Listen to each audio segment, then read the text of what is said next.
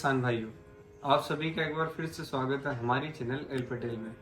हम आज आए हैं धार जिले के बदनावर तहसील में। यहाँ पर हम कुछ किसानों से मिले हैं, जहाँ पर हमने देखा है कि जो प्याज की फसल है इसके लिए रखरखाव में काफी ज्यादा ध्यान देना पड़ता है। इसको किस प्रकार से आपको लंबे समय तक अपने पास सुरक्षित रखना है, उसके लिए स्टोरेज के नए नए तरीके हैं और वो हमारे यहाँ के किसानों के पास बहुत ही कम है। इसीलिए हमने सोचा है कि क्यों ना आज इनसे थोड़ा सा इनका नॉलेज लिया जाए, जिससे हमें पता चल सके कि एक प्याज को स्टोर करने के लिए कितनी सारी चैलेंजेस हमको देखने पड़ते हैं और किन किन सावधानियों को ध्यान रखना पड़ता है। तो सबसे पहले हम आपको मिलाएंगे किसान से और उनके सबके नाम पूछेंगे और उनका गांव पूछेंगे कि वो कहाँ के रहने वाले हैं। तो सर आप बताइए कि आप कहाँ से हैं? मेरा नाम संजय सिंह पंवार है। मैं उज्जैन जिले की बड़नगर तहसील के सिमलिया गांव से हूँ। भाई साहब? मेरा नाम धर्मपाल सिंह पंवार है। धार जिले की बदनावर तहसील के गांव कठोड़िया बड़ा से रहता हूँ। आप पीछे देख सकते हैं कि हमारे यहाँ पे काफी ज्यादा इनका स्टोरेज दिख रहा है और यहाँ पर पूरा प्याज रखा हुआ है। तो आप सबसे पहले बताइए कि जैसे ही आप प्याज की कटिंग कर लेते हैं उसके बाद आपको क्या चैलेंजेस आते हैं इसको स्टोर करने के लिए? सबसे प्रमुख जो इसमें अपने को सावधानी रखना पड़ती है वो ये है कि अपनी जो हाइट है जी, वो जो ईंट लगाकर जो उसके ऊपर जालियां अपन बिछाते हैं वो आइडियल होना चाहिए। आपके उसके ऊपर जब अपन प्याज यहाँ से ग्रेडिंग करते हैं मैनुअली लेबर के द्वारा होती है, तो शॉर्टिंग होती है। तो शॉर्टिंग में ये होता है कि ज्यादा कचरा वगैरह उसमें जाए ना, ताकि जब वो वहाँ डलता है तो उसको बड़ी सावधानी के साथ वहाँ डाला जाता है।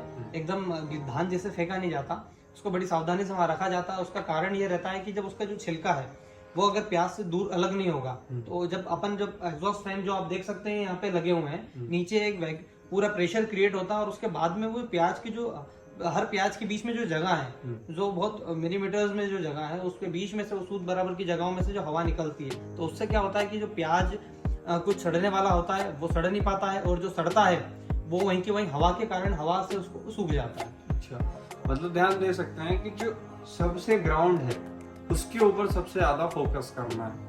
ये जो पीछे आप देख रहे हैं यहाँ पर जालियां रखी हुई है, ये जो जालियां हैं इन्हें नीचे लगाया जाता है और इसको एक प्रॉपर हाइट पे मेंटेन किया जाता है। अच्छा, वो हाइट कितनी होती है? एक ईंट की या? देखिए, इसमें एक चीज ये होती है कि अभी जो और ज्यादा इनोवेटिव फार्मर्स हैं जिनके पास नीचे सीसी है, जैसा आप देख सकते हैं कि ये सीसी नहीं है, ये जो है मड वाला है, लेकिन जिनके पास सीसी है उन लोगों ने एक और टेक्नोलॉजी को अडेप्ट किया है। वो करते हैं एग्जॉस्ट फैन लगाते हैं सीधा और नीचे एक पूरा बनता है सिस्टम जिसमें ईंट रख के हम चैनलाइज कर देते हैं उस हवा को, तो उसमें वो भी नीचे जो है जालियां तक नहीं रख रहे हैं। वो प्रोसेस भी अभी बहुत ज्यादा कारगर होने वाली है। शाजापुर के साइड के कुछ हमारे इनोवेटिव किसान बंधु हैं जो कर रहे हैं, हमारे साथी किसान हैं, इन्होंने भी कुछ एक जाले में ये करके देखा है। तो अच्छा, ये दोनों जो टेक्निक्स हैं, मतलब नीचे के स्तर से अपन जो मेंटेन कर रहे हैं, इन दोनों में कुछ ना कुछ तो नुकसान होता ही होगा।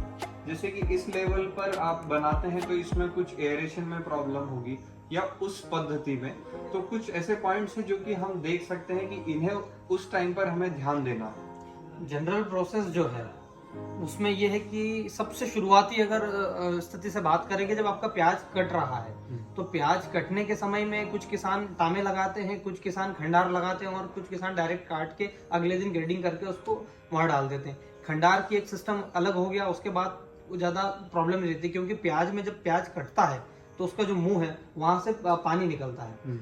उस पानी को सुखाना बहुत ही आवश्यक होता है, क्योंकि वो जब दूसरे प्याज से वो टकराएगा तो वहां पे वो एक प्याज का हमेशा जो पानी है वो बहुत ज्यादा, ये कह सकते हैं कि एसिडिक रहता है और वो हमेशा अगर दीवार पे अगर प्याज का पानी लग गया तो हमेशा के लिए वो काला धब्बा वैसा ही रहेगा। आप उसको कितना भी साफ करें उतना एसिडिक नेचर में रहता है। तो उसमें ये रहता है कि भाई प्याज के जब अपन शुरू में स्टॉक कर रहे हैं तो स्टॉक करने में आपके एग्जॉस्ट फैन जो है, जो अपन चला रहे हैं प्रेशराइज करने के लिए, ये एटलीस्ट कम से कम 5 से 7 दिन तक कंटिन्यूस जो भी आपका लाइट इलेक्ट्रिसिटी आ रहा है उस हिसाब से, सप्लाई के हिसाब से चलना ही चाहिए, ताकि वो एक बार के सूख जाए। और सर, जैसे शुरू में क्या है कि हमको 7-8 दिन 24 घंटे ही, मतलब 7-8 दिन तक सदन अपन को चलाना है। जैसे इलेक्ट्रिसिटी की जो सप्लाई है जितनी मिल रही है उसको कंटिन्यूसली आपको 24/7 आपको बंद ही नहीं करना है उसको 7 दिन। तो उससे क्या रहेगा कि वो सूख जाएंगे। उसके बाद में आप आपका स्केड्यूल बना लीजिए कि भाई मुझे अब रात को चालू करना है, तो रात को 8 बजे से अगर सुबह 8 बजे तक भी आप चालू रखते हैं उसके बाद तो मोर देन सफिशिएंट है। उसके बाद कुछ किसान रहते हैं कि जो पूरे दिन रात चलाते हैं, तो उसमें ये होता है कि इसमें पूरा जो है वाटर है, एक प्याज के अंदर सिर्फ वाटर के सेल्स बने हुए रहते हैं, उसी की स्किन है, सब कुछ वही है, तो जितना चलाएंगे उतना सूखेगा। अच्छा, अब जैसे मौसम चेंज हो रहा, हाँ। गर्मी थी, बारिश आ चुकी है, ठंड आने वाली है, तो समय के हिसाब से भी कुछ रख रखाव, वेदर के हिसाब से भी चेंजेस होते होंगे। तो वो चेंजेस क्या रहते हैं? जैसे कि गर्मी का सीजन है, टेम्परेचर बढ़ चुका है, तो क्या उसमें हमें सुबह फैन चलाने हैं या शाम को चलाने हैं, या फिर हमें उसमें नमी का क्या ध्यान रखना है? इसके लिए भी थोड़ा सा आप बताएंगे। सबसे बड़ा मूल मंत्र जो गर्मी का है वो होना चाहिए एरिएशन का, कि जो आपकी हवा आ रही है गोडाउन में उतनी ही रफ्तार से वापस चली भी जा रहा है। तो उसमें क्या है कि जो सफोकेशन क्रिएट होता है, वो प्याज की, जो हम देसी शुद्ध भाषा में जो हम प्याज के किसान बोलते हैं, प्याज की गैस, कि जो प्याज की जो गैस निकलती है वो बाहर हो जाना चाहिए। ये चीजें रहती है गर्मी में, सारा ओपन चाहिए। वैसा ही अगर आप जब अपन जून से जुलाई में एंटर करते हैं, जब बारिश की झड़ रहती है, जैसे अभी का जो मौसम चल रहा है, अभी सावन चल रहा है, सावन में अभी कंटिन्यूसली 5-7 दिन से कई जगह बारिश हो रही है और होते ही रहती है। स्पेल्स जो है बिना धूप के जो चल रहे हैं, तो उसमें क्या रहता है कि आपको सब जगह से इसको पैक करना पड़ता है, आपको ऐसे जो इंस्टॉल करने पड़ते हैं सारे हेलोजन्स, और आपका जो टाइमिंग्स रहता है, जो रात को अपन एग्जॉस्ट चलाने का रहता है, वो आपको दिन में कन्वर्ट करना पड़ता है, क्योंकि रात को दिन के मुकाबले ज्यादा ठंडी हवाएं चलती है, तो वो एक प्रॉब्लम है। जैसे कि हमने वीडियो में देख रहे हैं कि यहाँ पे जो है हेलोजेंस लगे हुए हैं। ये जो हेलोजेंस है ये इसीलिए लगाए गए हैं ताकि यहाँ पर जो मॉइस्चर है और जो ठंडापन रहता है, जिसे हमारी देसी भाषा में बोलते हैं, उसे हम सही तरीके से कंट्रोल कर सके। अच्छा, फिर इसके बाद बात आती है कि जो फैंस लगा रहे हैं, क्या इनके डिस्टेंस में भी थोड़ा सा ध्यान देना पड़ता है कि कितनी दूरी पर लगेगा तो ज्यादा बेहतर रिजल्ट मिलेगा? ये सबसे ज्यादा जरूरी जो इसमें चीज है वो ये है कि एक एग्जैक्ट डिस्टेंस पे लग जाए, वो ज्यादा जरूरी है। जैसे जनरली किसान क्या करता है कि उसको अगर मान लीजिए कि ये 11x11 है, 12x12 के बीच में एक फेंस स्टॉल है, तो अगला वो किसी कोने में डाल देता है या फिर वो उसको जिगजैग पैटर्न में लगा देता है, उसमें जो है अनइवन सप्लाई होता है एयर का। तो कोशिश करें कि अगर आप 4 फैन लगा रहे हैं तो चारों का डिस्टेंस जो है वो इक्वल रखें, ताकि अगर आपने पास में लगा दिए किसी कारण से, तो उसको कम चला लीजिए। अगर ज्यादा आपने आप चिंता में है कि मैं कम पंखे में मेरे प्याज खराब हो सकते हैं, तो आप ज्यादा लगाने पर आपको महसूस हो ही जाएगा। ऊपर हम चालू करके भी आपको एक डेमो दिखाएंगे कि ऊपर हवा आती है, तो उसमें आप ये कर सकते हैं कि आप कम समय चला लीजिए बाकी पर, लेकिन जो डिस्टेंस है वो तो आपको मेंटेन करना ही पड़ेगी। एग्जैक्ट मतलब जो है थोड़ा बहुत ऊपर नीचे हो सकता है, 5-10 सेंटीमीटर का, उससे ज्यादा का 1 फीट से ज्यादा का आप जो है वो करना ज्यादा प्रॉब्लमेटिक नहीं है, बाकी टेक्निकली देखें तो गलत है। इसमें जो विशेषतः ध्यान रखने वाला है कि पैटर्न आपको जो फॉलो करना है वो स्ट्रेट लाइन में एक ही जैसे लगने चाहिए। जैसे कि यहाँ पर आप देख सकते हैं कि एक ही रो में पूरे डिजाइन किए गए हैं और इनके बीच में जो डिस्टेंसिंग है उसका खासा इसमें ध्यान रखा गया है। वैसे अगर देखा जाए तो जैसे हम देखते हैं कि आपने इससे पहले बोला कि एक नई टेक्निक आई है जो कि नीचे अगर आपका कंक्रीट बेस है तो उस पर आप लगा सकते हैं। अगर उसमें हम नीचे एयरेशन के लिए जगह नहीं देते हैं तो वो जिस सर्कल में एयर ब्लो करता है उसमें क्या फैन की मात्रा ज्यादा लगती है, मतलब ज्यादा संख्या में लगाने पड़ते हैं? फैन इस पद्धति और उस पद्धति में लगभग सेम ही लगते हैं, लेकिन इसको अपने को डायरेक्शनल दें, ये एक तरह से कह सकते हैं कि डायरेक्शनल फ्लो अपने को क्रिएट करना पड़ता है। तो उसमें हम उसको एक फ्लावर पैटर्न में बनाते हैं, उसके आसपास पूरा, उसमें जो अपन सन रहता है, सन की जो रेज निकलती है, बस उस तरह से ईंटों को रख के रेज जैसे क्रिएट करना पड़ता है। तो उस ईंटों के बीच में से वो हवाएं जाके और पूरे प्याज में डिस्ट्रीब्यूट हो जाती है, और फिर इस फैन की और उस फैन की जब हवा ऊपर जाके टकराएगी प्याजों के बीच में, तो वो एक जैसा सीन क्रिएट करके और पूरी आराम से बाहर आ जाएगी। जो सबसे महंगा टास्क इसमें देखा गया है वो यही है कि इसमें जो गैस बनती है उसे हम कैसे बाहर करें, क्योंकि कभी कभी क्या होता है, कुछ पौधे जो होते हैं वो लेट मेच्योरिटी रखते हैं, कुछ अर्ली आ जाते हैं। जब प्याज की कटाई होती है तो कहीं ना कहीं उसमें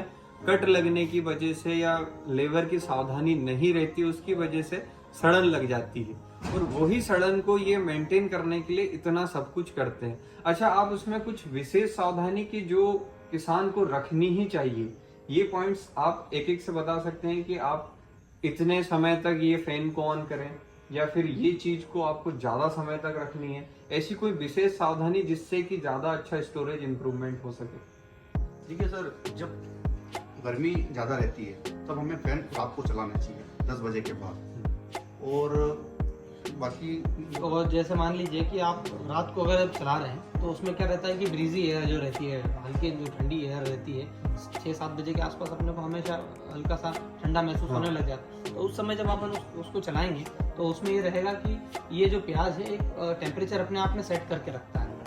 1 फीट के बाद प्याज का अपना एनवायरनमेंट है अंदर, और उसकी अपनी अंदर पूरा उसका सिस्टम चल रहा है।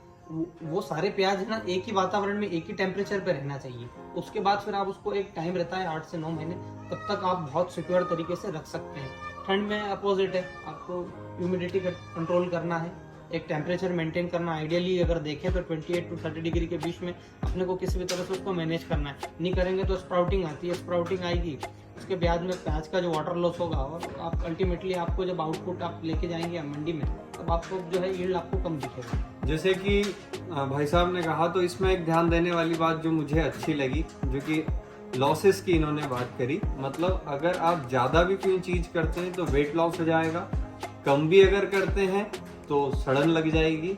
इस तरीके से देखा जाए तो जितना चैलेंज फसल लगाने में नहीं है, उससे ज़्यादा चैलेंज मेरे को लग रहा है फसल स्टोर सबसे करने में। प्रमुख चैलेंज जो प्याज का है, सबसे जो इम्पोर्टेंट टास्क जिस पे ध्यान दिया जाए तो वो ये है कि आप प्रोडक्शन तो हर फार्मर आजकल ले रहा है, प्रोडक्शन में कोई सीन नहीं है, प्रोडक्शन भी कर रहा है, अच्छी स्टोरिंग भी कर रहा है, लेकिन फार्मर की इकोनॉमिक्स यहाँ गड़बड़ है, उसके फाइनेंशियल स्टेट्स यहाँ गड़बड़ है कि वो ये सोचता है कि मैं अगस्त से बाद में बेचूंगा, सितंबर अक्टूबर में जब 30 रुपए के भाव होंगे तब बेचूंगा। लेकिन मैं आपको एग्जैक्ट डाटाज बता देता हूँ, आप NHRDF की साइट्स पे भी इसको गूगल कर सकते हैं, या मेरे पर्सनल व्यक्तिगत अनुभव भी आपको बताता हूँ पिछले 3 से 4 वर्षों के। उसमें ये रहता है कि आप 100% अगर आउटपुट लेके अगर खेत से घर आ रहे हैं, तो आप अगर 6 से 7 महीने बाद अगर बेच रहे हैं, एटलीस्ट आप ये समझ लीजिए कि अगर 3 महीने बाद भी बेच रहे हैं, तो मिनिमम टू मिनिमम आपका 15% लॉस वहीं हो जाता है। उसके बाद में अगर आप 6 महीने तक जा रहे हैं, ऐसा करके आपका लॉसेस बढ़ता जाता है इसका वेटेज का। और आखिरी में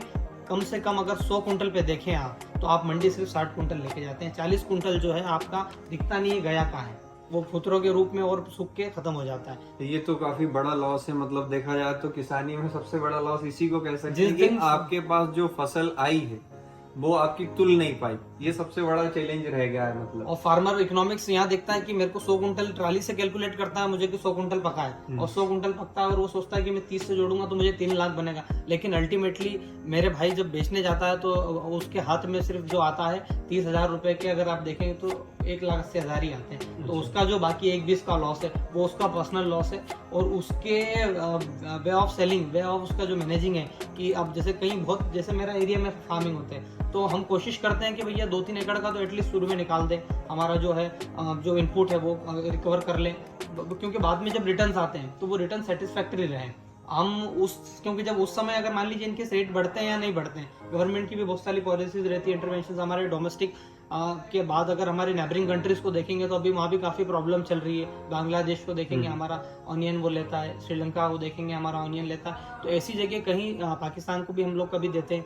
तो ऐसी जगह जब वहाँ इकोनॉमिक क्राइसिस चल रहे हैं तो हमें लंबा सोचना चाहिए, फार्मर को अपने स्टेट्स को सही करना चाहिए, अपनी सोच को इम्प्रूव करना चाहिए, और उसको सोचना चाहिए कि मैं टुकड़ों में मंडी में जाता हूँ तो टुकड़ों में जाऊँगा, और मेरी पूरी जो फार्मिंग कम्युनिटी है, जो ऑनियन कम्युनिटी है, वो अगर टुकड़ों में जाएगी तो कभी भी मंडी में मैं डिमांड और सप्लाई का जो कॉन्सेप्ट है उसको ब्रेक नहीं करूंगा, इक्विलिब्रियम पे मेरा रेट चलेगा, कभी ऐसा नहीं होगा। क्योंकि प्याज में सर क्या होता है कि 50 से सीधा 5 होता है, 0 हटते हैं। हाँ, इसमें क्या होता है कि जो किसान होते हैं वो सेल आउट अगर करने जाते हैं तो एक तरीके से पूरे लोग ही सेल करने चले जाते हैं, इसलिए इसका रेट बहुत जल्दी डाउन हो जाता है। और जब रोकना स्टार्ट करते हैं तो सभी लोग रोक लेते हैं। ये एक मेजर समस्या जो है कि जनरली हमने देखी है, जो हमारे यहाँ पर भी ऑब्जर्व होती थी।